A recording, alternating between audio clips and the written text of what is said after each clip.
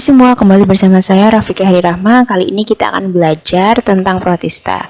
Nah, protista kan dibagi menjadi 3 kelompok, yaitu protista mirip jamur, protista mirip tumbuhan, dan protista mirip hewan. Kali ini kita akan mempelajari tentang protista mirip jamur atau fungi-like protist.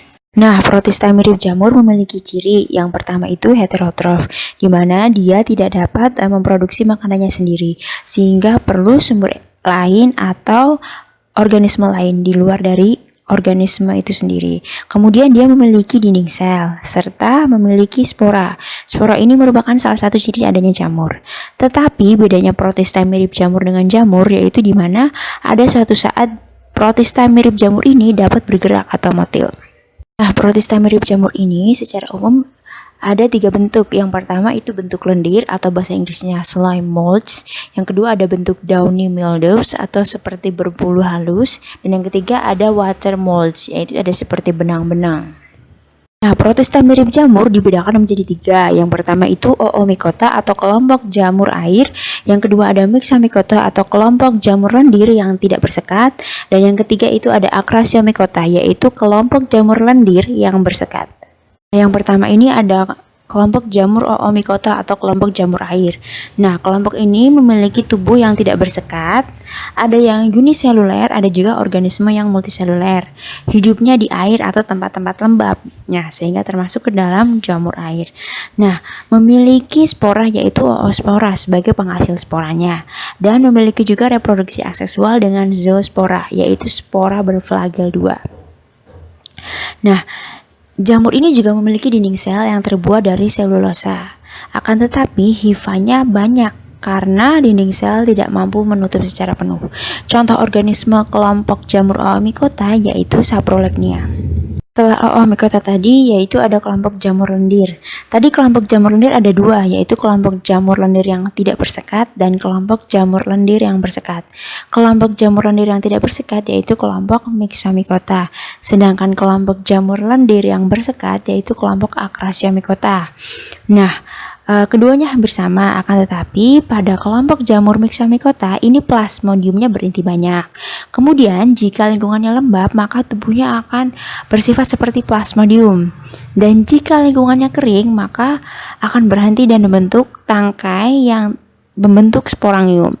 Nah, di jamur Acrasiomycota atau jamur lendir yang bersekat, sel individunya terpisah saat membentuk plasmodium.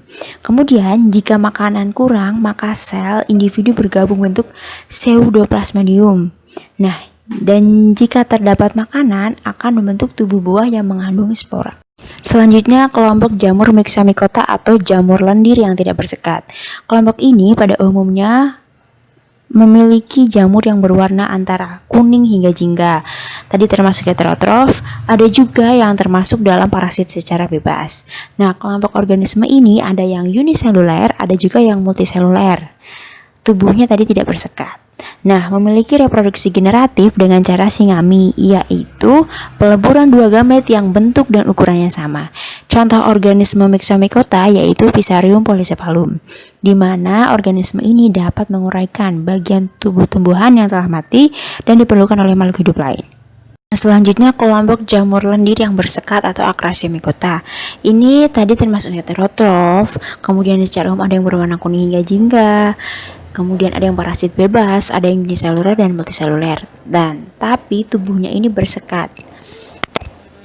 Tadi di kelompok jamur lendir yang bersekat Acrasiomycota ini jika makanan kurang, maka sel individu bergabung bentuk pseudoplasmodium. Dan jika terdapat makanan akan membentuk tubuh buah yang mengandung spora.